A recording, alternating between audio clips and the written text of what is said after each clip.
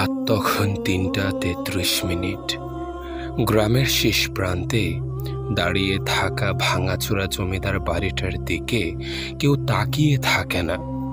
এমনকি পোষা কুকুরগুলো ঘেউ ঘেউ না করে চুপচাপ যেন কাঁপতে আরম্ভ করে। শোনা যায় ঘরটার মধ্যে একটা পালঙ্ক আছে, যেটাই একবার ঘুমালে আর জাগা যায় না। ঘুমিয়ে যে কোনো মানুষই যেন ঘুমন্ত পড়িতেই মৃত্যুর স্বাদ আলিঙ্গন করে। একবার যে মানুষ সেই পালঙ্কে শুয়ে ঘুমানোর চেষ্টা করে, সেই যেন মৃত্যু পুরীতে চলে যায়। রাহুল ছিল শহরের ছেলে, ইতিহাস ভালোবাসে। সে পুরনো জিনিস কেনা বিক্রি করে, যা দেখে সবাই ভয় পায়, সেগুলিতেই তার টান। এই বাড়িটার কথা শুনেই সে এসেছিল গ্রামে। শুনেছিল একটা পালঙ্ক আছে, যেটাই কেউ একবার ঘুমালে সে নাকি সকালে আর মানুষ থাকে না। এটা শুনে রাহুল তো সেই হাস্যরসে মেতে ওঠে। সে এটা কোনোভাবেই বিশ্বাস করতে চায় না, কারণ ভূত প্রেতে তার তেমন বিশ্বাস বা ভক্তি কোনোটাই ছিল না। সে বলে এসব কেবলই কুসংস্কার মাত্র। কিন্তু সে জানতো না, ভয় শুধু গল্পে বাস করে না, ভয় কখনো কখনো অপেক্ষায় থাকে শোয়ার ঘরের ভেতর। বাড়িটা দেখতে যেন মৃতদেহ। চুন উঠে গেছে দেয়াল থেকে, দরজার কাঠের নখের মতো আঁচড়। আর বারান্দায় একটা পুরনো নারকেল গাছ, যার ছায়া রাত ভর ঘরে ঢোকে। ঘরের ভেতর সে প্রথম দেখল পালঙ্কটা। যতটা পুরনো ঠিক ততটাই সৌন্দর্যে ভরপুর। পুরো ঘরের মধ্যে শুধু একটাই আসবাব, একটা ধূসর কাঠের পালঙ্ক, যার উপর ধুলো জমেছে, কিন্তু আশ্চর্যভাবে বালিশটা ঠিকঠাক রাখা। আর ঠিক বালিশের নিচে লালচে এক ছোপ। রাহুল ভেবেছিল এটা হয়তোবা সেই পুরনো দিনের রং, কিন্তু যখন নাকটা কাছে আনলো, একটা পচা রক্তের গন্ধ তার শ্বাসনালীতে ঢুকে গেল। সে কাঁপল কিছুটা। হঠাৎ বাতাস বয়ে গেল ঘরের ভেতর দিয়ে। কোনো জানালা ছিল না, তবু বাতাস কোথা থেকে এসেছে। আর সেই বাতাসে ছিল কারো নিঃশ্বাস, যেন কেউ কানে কানে বলছে, এতদিন পরে এলি, আমি তো তোর অপেক্ষাতেই ছিলাম। রাতে সে ওই ঘরেই শুতে গেল। সে জানে পালঙ্কের গল্প মিথ্যে, কিন্তু তারপরও তার ভেতরে কেমন যেন একটা অদ্ভুত ভয় কাজ করছিল, যেন এই বিছানা তাকে ডাকছে, একটু ঘুমায় রাহুল, তুই একটু ঘুমায় এই পালঙ্কে শুয়ে। আমি তো একা, অনেক কাল একা। ঘুম আসতে দেরি হলো না, কিন্তু ঘুমের মাঝেই একটা চুলের মতো ঠান্ডা কিছু বেয়ে নামছে রাহুলের ঘাড় স্পর্শ করে। সে চোখ খুলে চমকে ওঠে। তার পায়ের কাছে বসে আছে এক নারী অবয়ব। ভেজা চুলে মুখ ঢাকা, মুখ দেখা যায় না। কিন্তু তখন রাহুল বুঝে গেল সে জেগে নেই। এই ঘুম নয়, এই স্বপ্ন নয়, এ ঘোর যেন অন্য এক বাস্তব। নারীটি ধীরে ধীরে মুখ তুলে আর রাহুলকে দেখে। তার চোখ নেই, শুধু কালো গহ্বর, আর মুখটা যেন কেউ গলে ফেলা মোমের মতো বিকৃতি করে দিয়েছে। কিন্তু সেই মুখে এক টুকরো ভয়ঙ্কর হাসি, যা দেখে কলিজা আঁতকে ওঠার মতো। আর ঠোঁট না নড়িয়েই সে বলে উঠে, এই পালঙ্কে একবার কেউ শুলে তাকে আমি কখনোই ছাড়ি না।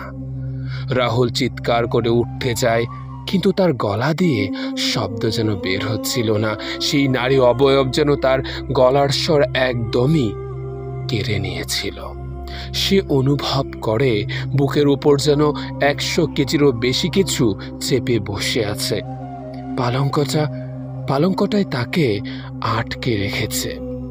ভোর রাতে পাশের বাড়ির বৃদ্ধা জানালার ফাঁক দিয়ে দেখল ঘরের ভেতরে বাতি নিভে গেছে, আর পুরনো পালঙ্কের গায়ে এক টুকরো নতুন রক্ত জমে আছে।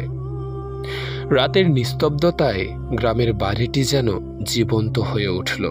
প্রতিটি কোণায়, প্রতিটি দেয়ালে যেন পচা পচা গন্ধ আর ধোঁয়াটে ছায়া নাচতে লাগল। রাহুলের মনে জেগে উঠল সেই রাতের মুখোশহীন পিশাচিনীর মুখ, যার চোখ ছিল শূন্য এক গভীর গহ্বর। তাকে নিয়ে যাওয়ার মতো কোনো গাড়ি নেই, আর ফোনের সিগন্যালও নেই। রাহুল বুঝতে পারল সে একা, পুরোপুরি একা, আর তার জীবন এখন পালঙ্কের হাতের মুঠোয়। সে পালাতে চাইল, কিন্তু পালঙ্ক যেন তার হাত পা বাঁধল। ঘর থেকে বের হতে পারেনি রাহুল। ঘরটি তার সঙ্গে কথা বলতে লাগলো। একটি আয়নায় সে দেখতে পেল তার প্রতিধ্বনি, তার প্রতিচ্ছবি যেন ভেঙে যাচ্ছে ধীরে ধীরে। শুধু প্রতিধ্বনি নয়, তার পেছনে এক ফিসফিসে কণ্ঠ সে শুনতে পায়, একজন নারীর কাঁপানো কণ্ঠ। সে বলছে, তুমি আমার কাছে এসেছো, ছাড়বো না আমি তোমায়। আয়নায় দেখা গেল তার মুখ যেন ধীরে ধীরে বিকৃত হতে লাগলো। চোখের পাশে কালো ছায়া বাড়ছে। সে চেষ্টা করলো চোখ মুছতে, কিন্তু তার হাত কাচের মতো কঠিন হয়ে গেছে। হঠাৎ একটি নরম হাত তার ঘাড়ে স্পর্শ করলো। সে ঘুরে দেখে সেই পিশাচিনী সেখানে দাঁড়িয়ে আছে, তার ঠিক পিছনে, তার কাছে এসে বেঁধে ধরেছে তাকে। তার ঠোঁট থেকে বেরোলো মিষ্টি গন্ধ, কিন্তু সে গন্ধে গলদ বেড়েছে রাহুলের গলায়। সে বেচারা বলতেও পারল না কিছু, শুধুই গলা থেকে বের হলো ফিসফিসানো কিছু শব্দ। আমার আমার পিশাচিনী বলে উঠল, তুই আমার হয়ে যাবি, আর আমি তোর শরীরে বাস করব। রাহুলের শরীর কাঁপতে শুরু করলো। সে বোধ করলো নিজের ভিতরে কেবল সে নেই, অন্য কোনো জোরালো অদৃশ্য শক্তি তার নিয়ন্ত্রণ নিচ্ছে। একটু একটু করে তার চিন্তা আর ভালোবাসা গলে যাচ্ছে এক কালো ছায়ার মতো। হঠাৎ ঘরের বাতি নিভে গেল। সকাল হবে বলেই ভেবেছিল রাহুল, কিন্তু রাত যেন আরো ঘনিয়ে এলো। একটি ছায়া তার কাছে এসে ফিসফিস করল, আমার ভালোবাসা, তুমি আর ফিরে যেতে পারবে না। তখনই রাহুল লক্ষ্য করল আয়নার পাশে পুরনো একটি ফ্রেম টেবিলের নিচে পড়ে আছে, যেখানে লেখা আছে, যে পালঙ্কে শুয়েছে সে আর জাগে না, শুধু আমি জাগি। রাহুল বুঝল পালঙ্কের সঙ্গে তার লড়াই শুরু হয়েছে, কিন্তু জানে না এই লড়াইতে কতদিন বাঁচতে পারবে সে। রাত নামলো। রাহুলের শরীর এখন আর তার নিজের ছিল না। পালঙ্কের অভিশাপ তার রক্তে হাড়ে প্রবেশ করেছে।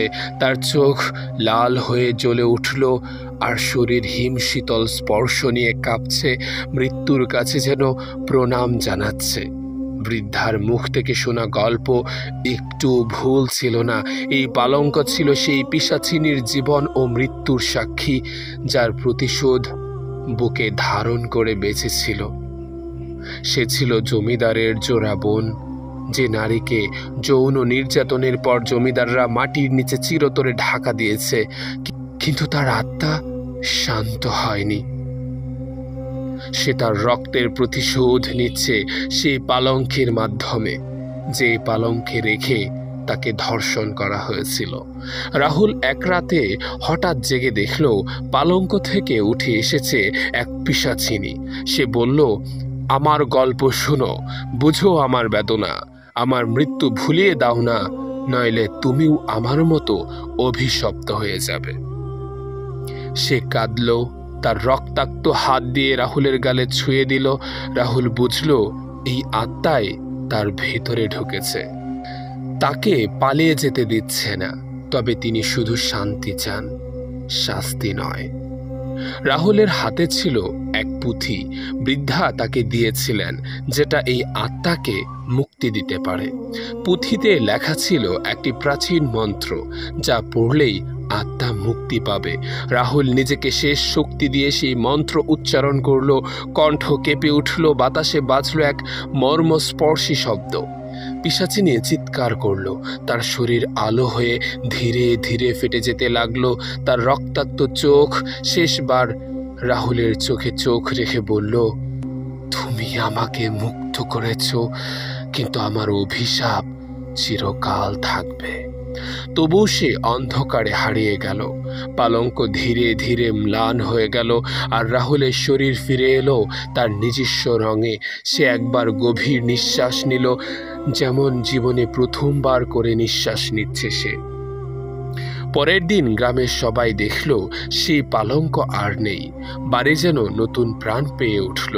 কিন্তু রাতের শেষে যখন তারা ঘুমাতে যাবে, একটি কুয়াশা ধীরে ধীরে বাড়ির চারপাশ ঘিরে ধরল, আর বাতাসের ফিসফিসে শব্দে শোনা যাচ্ছে, আমি এখানে, আমি আবার ফিরে আসবো।